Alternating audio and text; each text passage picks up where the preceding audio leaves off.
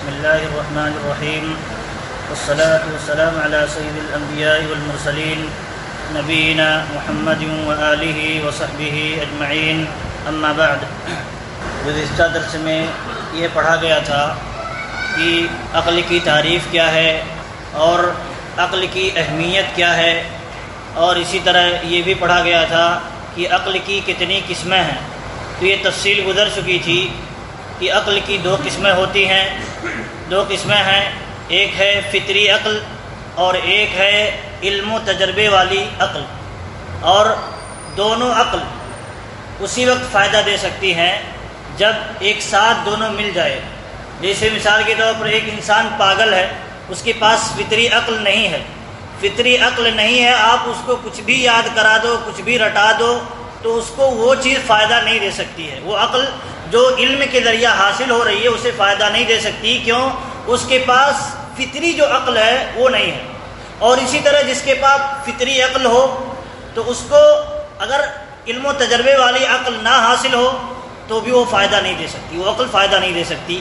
جیسے اس کی مثال یہ ہے کہ جیسے ایک زمین کی مثال تھی کہ زمین جو زرخیز ہے اگاتی ہے، لیکن جب تک اس میں کچھ ڈالا نہ جائے تو کیا کھاک اگائے گی؟ کچھ نہیں اگا سکتی۔ وہ زمین زرخیز ہے، اگانے کے قابل ہے، لیکن کب اگائے گی دانہ؟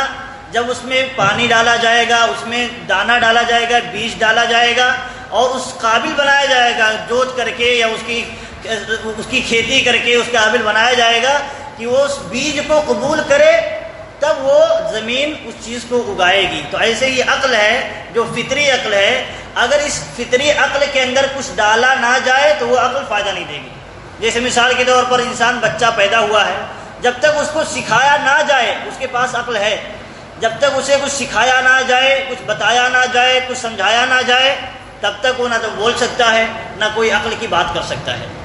یہ تھی کہ یعنی عقل کی دو قسمیں گزری تھیں۔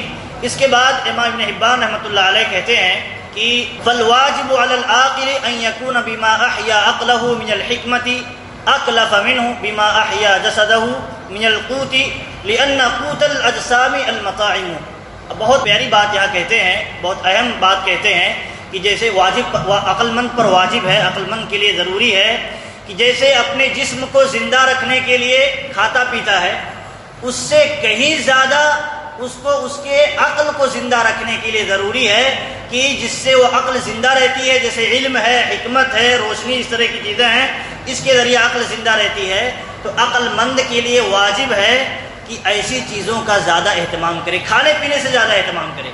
آپ دیکھیں امام احمد بن حنبل رحمۃ اللہ علیہ سے اسی معنی میں ایک سوال جب کیا گیا تو کہ علم کی کیا اہمیت ہے، علم کی اہمیت بتاتے ہوئے کہتے ہیں کہ کھانا پینا تو انسان کے لیے دن میں ایک دو بار کافی ہے، ایک دو بار انسان کو کھانا مل جائے کافی ہے، لیکن علم کی ضرورت اور عقل کیسے آتی ہے؟ علم کے ذریعے آتی ہے، حکمت کے ذریعے آتی ہے۔ تو کہتے ہیں علم کی ضرورت انسان کو جتنا سانس لیتا ہے، جتنا سانس لیتا ہے اتنا اس کو علم کی ضرورت ہے، کیونکہ ہر قدم پر اس کے پھسلنے کا امکان ہے۔ اگر علم نہیں رہے گا تو فتنے میں پڑ جائے گا، علم نہیں رہے گا تو کسی بدعقیدگی میں پڑ جائے گا، بدعات میں پڑ جائے گا، شرکیات میں پڑ جائے گا، کیونکہ ہمیشہ چاروں طرف سے گھیرے ہوئے ہیں انسان کو، یہ ساری چیزیں گھیری ہوئی ہیں انسان کو۔ تو اگر علم نہیں رہے گا تو وہ ایسے ہی گمراہ ہو جائے گا۔ تو اسی لیے کہتے ہیں علم انسان کے لیے کھانے پینے سے بھی زیادہ ضروری ہے۔ تو یہاں ابن حبان رحمۃ اللہ علیہ اسی کو عقل کے معنی میں کہتے ہیں کہ عقل کی حفاظت جسم کی حفاظت سے زیادہ ضروری ہے، کیونکہ اگر انسان کے پاس عقل نہ ہو، پاگل ہو، کیا کر سکتا ہے؟ کچھ بھی نہیں کر سکتا ہے، عقل ہونے کے باوجود بھی کچھ نہیں کر سکتا۔ پھر کہتے ہیں کیونکہ جسم کو قوت کھانے سے حاصل ہوتی ہے، اور جبکہ عقل کو جو قوت ملتی ہے، جو طاقت ملتی ہے، وہ علم کے ذریعہ اور حکمت کے ذریعہ ملتی ہے۔ تو انسان جب علم نہیں دے گا، اپنے عقل کو جو فطری عقل ہے علم نہیں پہنچائے گا، کتاب و سنت کی تعلیم اسے حاصل کر کے اسے وہاں تک نہیں پہنچائے گا تو وہ عقل زندہ نہیں بچے گی، مر جائے گی۔ پھر کہتے ہیں لہذا جیسے جسم کھانے کے بغیر مر جاتا ہے، اسے کھانا نہ ملے جسم کو مر جائے گا، یا اگر ایک دو دن نہ ملے تو کمزور ہو جائے گا، جسم کام نہیں کرے گا برابر۔ تو ایسے ہی عقل کو اگر علم نہ ملے، حکمت نہ ملے، اللہ کی باتیں نہ ملے، کتاب و سنت کی تعلیم نہ پہنچے عقل کو، تو یہ عقل مردہ ہو جاتی ہے، عقل مردہ ہو جاتی ہے۔ اسی لیے اللہ تعالیٰ نے کافروں کے متعلق کہا ہے کہ یہ بے عقل ہیں، یہ جانوروں سے بدتر ہیں، اسی لیے کہا ہے کیونکہ وہ کتاب و سنت کی تعلیم حاصل کر کے عقل نہیں پیدا کرتے ہیں، عقل جو مر چکی ہے اس کو زندہ نہیں کرتے ہیں۔ تو آپ دیکھیں پھر ایک بات کہتے ہیں کہ دیکھیے عقل کیسے حاصل ہوتی ہے، عقل کیسے حاصل ہوتی ہے، ایک تو بتائے علم کے ذریعہ اور حکمت کے ذریعہ حاصل ہوتی ہے۔ ایک اور چیز کہتے ہیں کہ انسان مختلف شہروں اور علاقوں میں اللہ کی مخلوق میں چل کر کے غور کرے، نشانیوں میں غور کرے، دیکھے اور اس سے عبرت حاصل کرے، تو اس سے بھی عقل کیا ہے بڑھتی ہے، عقل میں اضافہ ہوتا ہے۔ آپ دیکھیں انسان آج کل کہیں جاتا ہے گھومنے کے لیے، کسی شہر میں جاتا ہے، کسی علاقے میں جاتا ہے، تو اس لیے جاتا ہے تاکہ وہاں دیکھے اور وہاں کے رنگینیوں سے لطف اندوز ہو، فائدہ اٹھائے اور خوش رہے۔ اس لیے نہیں جاتا ہے کہ جا کر کے وہاں سے جو چیزیں اللہ کی مخلوقات، عجیب عجیب مخلوقات ہیں۔ آپ دیکھیں اللہ تعالیٰ کہتا ہے اونٹ میں دیکھو، اونٹ میں غور کرو کہ وہ کیوں، یہ لوگ اونٹ میں کیوں نہیں غور کرتے ہیں؟ افلا ينظرون الى الابل كيف خلقت، کیسے پیدا کی گئی، اس کا ڈھانچہ دیکھیے کتنا عجیب و غریب ہے، کس نے پیدا کیا؟ اللہ نے پیدا۔ تو یہ ساری چیزیں اللہ تعالیٰ نے اس لیے بیان کی ہیں تاکہ انسان دیکھ کر کے غور کرے اور پھر اس کے اندر جو کمی کوتاہیاں ہوں اس کی اصلاح کرے۔ کیوں؟ یہ سمجھے گا کہ یہ ساری چیزیں جب اللہ تعالیٰ پیدا کر سکتا ہے اور کنٹرول رکھتا ہے، تو ہم پر جب ہم گناہ کا کام کرتے ہیں، بدعملی کرتے ہیں، تو اللہ تعالیٰ ہماری کبھی بھی پکڑ کر سکتا ہے۔ یہ چیزیں غور و فکر کرنے کی ہے۔ شہروں میں گھومے، علاقوں میں جائے، اللہ کی مخلوقات میں غور و فکر کرے، نشانیوں میں غور و فکر کرے۔ تو یہاں یہ معنی ہے، یہ معنی نہیں ہے کہ سیر و تفریح کے لیے، انجوائے کے لیے یا دل کی سیر کے لیے جا کر کے کہیں گھوم آئے، کہیں پارک میں جائے، کہیں سمندر میں جائے، کہیں اور علاقے میں جائے جہاں آج کل عموماً بے حیائی اور بد کرداری عام ہوتی ہے۔ یہ مقصد نہیں ہے۔ دیکھیے اللہ تعالیٰ نے اسی لیے کہا کہ لوگوں کو چاہیے کہ زمین میں چلے پھریں، اور زمین میں چلے پھریں اور دیکھیں فانظر کیف کان عاقبۃ المکذبین، اور یہ کہا مجرمین، غور کرے کہ دیکھے کہ جو مجرمین تھے، گنہگار تھے اور سرکش لوگ تھے، ظالم لوگ تھے، ان کا کیا انجام ہوا۔ یہ جا کر کے غور کرے، وہاں جا کر کے عبرت حاصل کرے۔ تو یہاں جو کہا امام ابن حبان رحمۃ اللہ علیہ نے کہ لوگوں کو چاہیے کہ عقل اگر بڑھانا چاہتا ہے انسان تو مختلف شہروں میں، علاقوں میں زمین کا دورہ کرے، گھومے، اس سے کیا ہوگا؟ عقل بڑھے گا اور وہاں غور و فکر کرے گا۔ تو عقل یہی ہے کہ اللہ کے متعلق جتنا انسان سمجھے اور اللہ کی طرف جتنا آئے اور شیطان کی راستے سے بچے، یہی عقل مندی ہے۔ اسی لیے آگے امام ابن حبان رحمۃ اللہ علیہ ایک عالم کا قول نقل کرتے ہیں کہ حاتم ابن اسماعیل کہتے ہیں مستودع اللہ عقلا عبدا، آپ دیکھیں جس کے پاس عقل نہیں ہوتی ہے وہ کتنی ٹھوکریں کھاتے ہیں، کون سی چیز نقصان دہ ہے نہیں جانتے، تو اس کو کر بیٹھتے ہیں اور نقصان اٹھانا پڑتا ہے۔ تو یہ چیز بچتا کیسے ہے انسان؟ جب اس کے پاس عقل ہوتی ہے، اس کے پاس تجربہ ہوتا ہے علم کی روشنی میں، تب جا کر کے انسان بچتا ہے۔ اسی لیے یہاں کہتے ہیں کہ اللہ رب العالمین جس بندے کو عقل دے دیتا ہے، عقل کسی نہ کسی دن وہ عقل اس انسان کو کسی مصیبت سے بچا لیتی ہے، کسی نہ کسی دن وہ عقل انسان کو مصیبت سے بچا لیتی ہے۔ اب بے عقل جو یعنی مجنون ہو، پاگل ہو کوئی انسان، آپ دیکھیے وہ کیا کیا حرکتیں کرتا ہے، کہیں اپنے آپ کو مار لیتا ہے، کاٹ لیتا ہے، کہیں کسی ایسی جگہ ڈال دیتا ہے اپنے آپ کو جو اس کے لیے ہلاکت کا سبب بن جاتی ہے۔ کیوں؟ اس کو نہیں معلوم، عقل نہیں ہے اس کے پاس۔ تو اللہ تعالیٰ یہ بہت بڑی نعمت ہے، اسی لیے کہ اللہ تعالیٰ جب اس کو عقل دیتا ہے تو عقل کے ذریعہ جب مصیبت اس کے پاس آنے والی ہوتی ہے، وہ عقل اس کو بچا لیتی ہے، کیونکہ عقل روکنے والی ہوتی ہے اور نفس جو ہے اس کو جھونکنے والی ہوتی ہے۔ نفس تو خواہشات یہ پیچھے چلنے والی ہوتی ہے، جو دل چاہتا ہے اور آرام اور راحت کی جو چیزیں ہیں اس کی خواہش کرتا ہے، لیکن عقل کیا ہے؟ وہ سوچتا ہے کہاں فائدہ ہے اور کہاں نقصان ہے۔ تو اسی لیے کہتے ہیں اللہ تعالیٰ جس کو عقل دے دیتا ہے تو وہ عقل کسی نہ کسی دن انسان کو بچا لیتی ہے۔ ایسے آپ دیکھیں جس کے پاس عقل نہیں ہے، دین میں عقل نہیں ہے، دین میں عقل نہیں ہے، تو اس کو جہنم سے وہ کیسے بچے گا؟ وہ انسان جہنم سے کون سی چیز بچائے گی؟ وہ عقل جو کتاب و سنت کے ذریعہ حاصل ہوئی ہے، وہی عقل اس کو انسان کو روکتی ہے برائی کے کام سے، بھلائیوں کی طرف لاتی ہے، کھینچتی ہے، تبھی تو انسان جہنم سے بچ پائے گا۔ تو یہ عقل ایک طرح سے دنیاوی اعتبار سے بھی انسان کو مصیبت سے بچاتی ہے، اور جو آخرت میں عذاب ہونے والا ہے، انسان کو لاحق ہونے والا ہے، اس مصیبت سے بھی یہ عقل انسان کو بچاتی ہے۔ تو یہ بہت بڑی یعنی نعمت ہے اللہ رب العالمین کی۔ امام حاتم امام ابن حبان رحمۃ اللہ علیہ آگے کہتے ہیں عقل دلوں کے امراض کی دوا ہے۔ دل میں بہت ساری بیماریاں ہوتی ہیں، بہت ساری خواہشات اٹھتی رہتی ہیں، بہت ساری امنگیں آتی رہتی ہیں، لالچیں انسان دل میں بیٹھائے رہتا ہے، کرتے رہتا ہے، اور شیطان کا وسوسہ بھی ہوتا ہے۔ شیطان کا وسوسہ بھی دل میں ہوتا ہے، عقل پر نہیں ہوتا ہے، دل میں ہوتا ہے۔ تو کہتے ہیں کوشش کرنے والوں کو ان کی مراد تک پہنچانے کا ذریعہ ہے، جو کوشش کرے گا، اور عقل بھی ہوگا، عقل کے ذریعہ کوشش کرے گا۔ جس کے پاس علم نہیں ہے کوشش کرے گا تو سب برباد چلا جائے گا، لیکن علم ہے اور اس کے بعد فطری عقل بھی ہے، اس کے ذریعہ کوشش کرے گا تو اپنی مراد کو جو چاہتا ہے، جو جس مقصد تک پہنچنا چاہتا ہے، اسے حاصل ہو جائے گا۔ اور کہتے ہیں اور آخرت کی کھیتی کا بیج ہے، آخرت کی کھیتی کا بیج ہے، یعنی عقل نہیں ہے، علم نہیں ہے، علم ہی علم کے معنی میں علم نہیں ہے تو کیا ہے کہ وہ کیسے اپنی آخرت کی کھیتی سنوارے گا؟ نہیں سنوار سکتا، وہ دنیا کے رنگینیوں میں بہہ جائے گا، خواہشات میں بہہ جائے گا۔ پھر کہتے ہیں نیز دنیا میں مومن کا تاج بھی ہے، تاج سر بلندی سے حاصل ہوتی ہے، عقل کے ذریعہ، علم اور علم کی روشنی میں جو عقل حاصل ہوتی ہے اس کے ذریعہ وہ اسے سربلندی حاصل ہوتی ہے۔ اور اس طرح کہتے ہیں مشکلات کے آنے پر بچانے کا سامان ہے، عقل بچانے کا سامان ہے۔ پھر کہتے ہیں لہذا جو عقل سے محروم ہو گیا تو اسے بادشاہ بھی عزت سے نواز نہیں سکتا۔ جس کے پاس عقل نہ ہو تو بادشاہ بھی عزت دے گا تو بادشاہ کے یہاں بھی وہ عزت کا مقام نہیں پا سکتا، اور اسے اس کا بادشاہ کا عزت دینا بھی کوئی فائدہ نہیں دے سکتا، اس کا فائدہ نہیں اٹھا پائے گا کیونکہ اس کے پاس عقل نہیں ہے۔ پھر کہتے ہیں نہ ہی مال و دولت اس کے مرتبہ کو بڑھا سکتی ہے۔ مال بہت ہو انسان کے پاس اور سرکس ہو جائے، فرعون بن جائے، اپنے وقت کا فرعون بن جائے، مال ہے اس کے پاس، لیکن بے عقلی پر اتنا آئے کہ غرور پہ آ جائے، گھمنڈ پہ آ جائے، اترا جائے، تو کیا ہے؟ اس کے لیے ہلاکت ہے، اس کے لیے دنیا میں بھی ہلاکت ہے۔ کوئی قدر نہیں کرے گا، ڈر کے مارے کرے تو کرے، کوئی قدر نہیں کرے گا، اور اللہ کے یہاں جو سزا ہے اس کی مقرر وہ الگ ہے۔ اسی لیے کہتے ہیں آگے ولا عقل لمن اغفله عن اخراه ما يجد من لذت دنیاہ، کہ اس شخص کے پاس حقیقت میں عقل نہیں ہے، اس شخص کے پاس، امام ابن حبان آگے بہت اچھا جملہ کہتے ہیں کہ اس شخص کے پاس حقیقت میں عقل نہیں ہے جسے دنیا کی لذتوں نے آخرت کے انجام سے غافل کر دیا ہو، اس کے پاس عقل نہیں ہے۔ کیوں؟ عقل ہوتی ہے تو انجام کو سوچتی ہے۔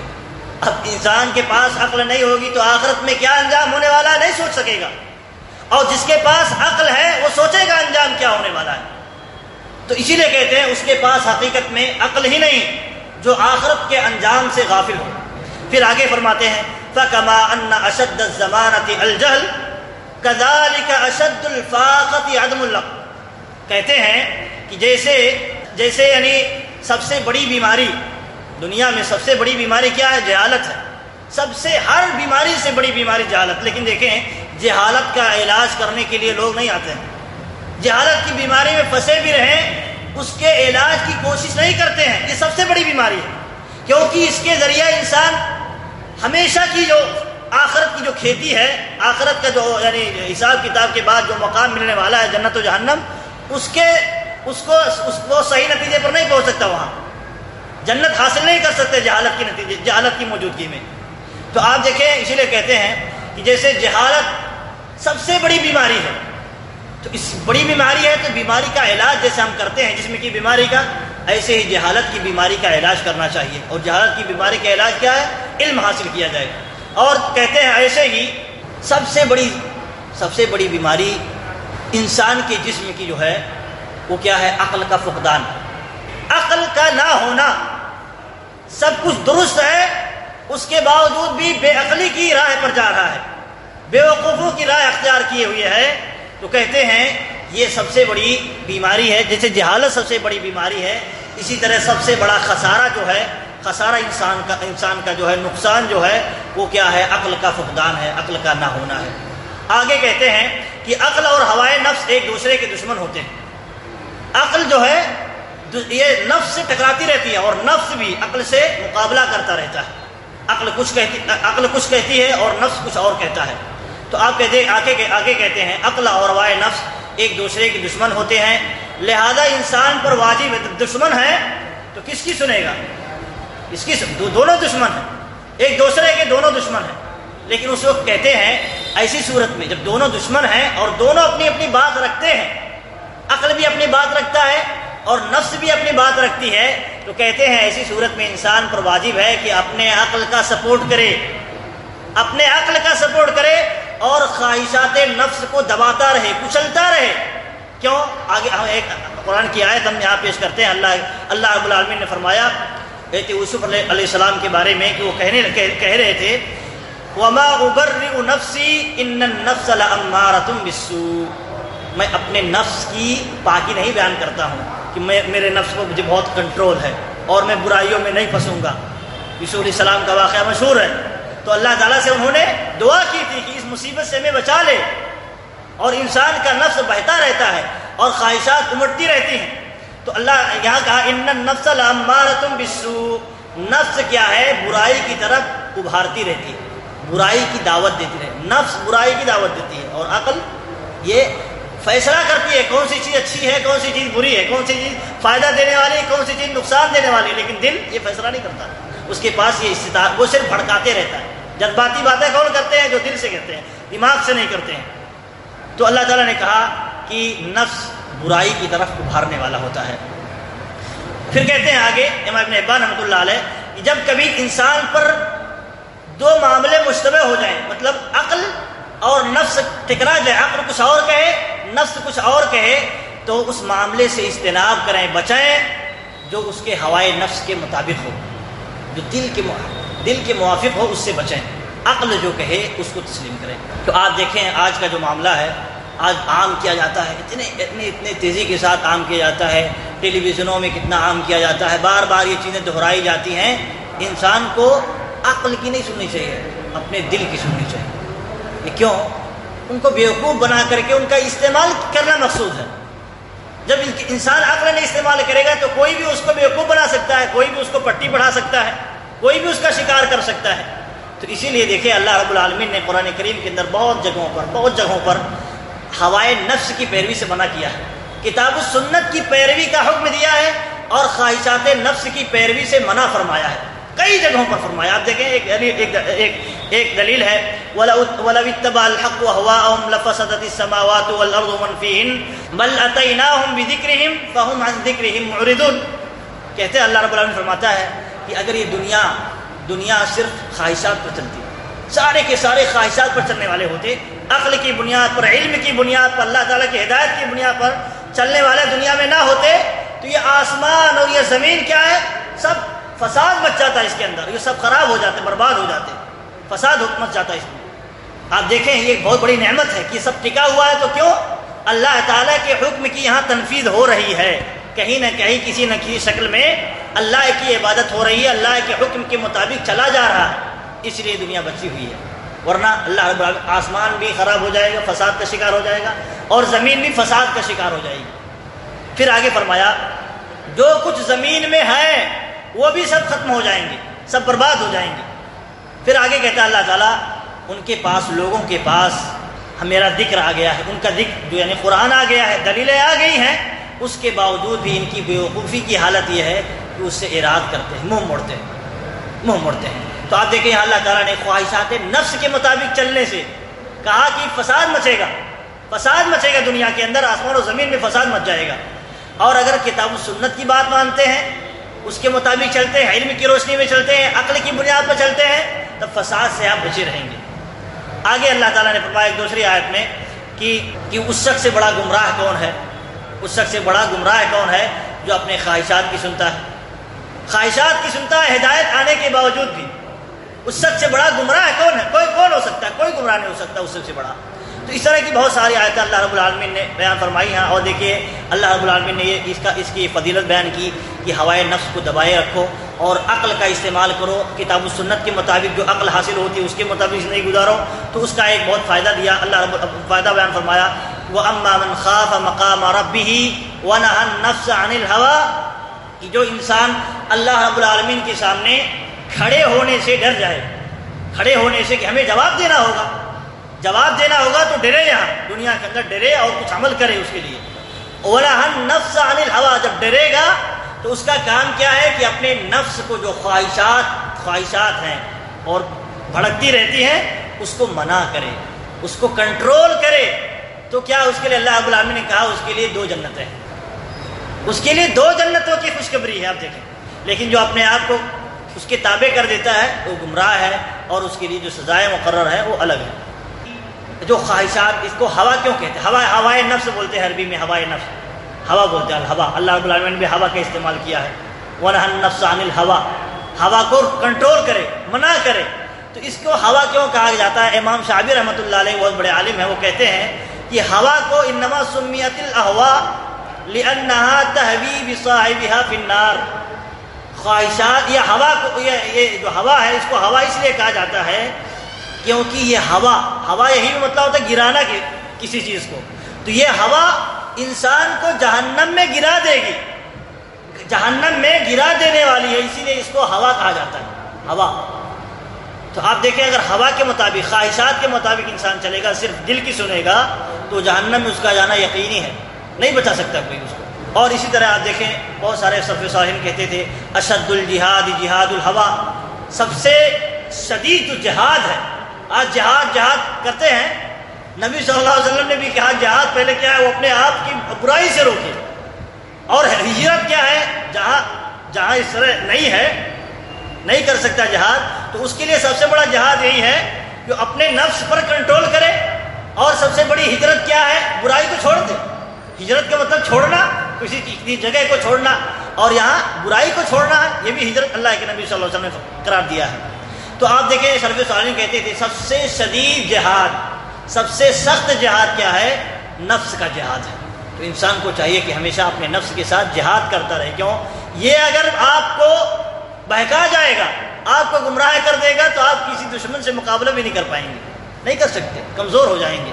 پھر کہا من منع نفسه هواها فقد استراح من الدنيا وبلائها، جو انسان اپنے خواہشات کو منع کر دے، روک دے، کنٹرول کر لے، اس پر کنٹرول پا لے، تو دنیا کی جو مصیبتیں ہیں اس سے وہ چھٹکارا پا جائے گا۔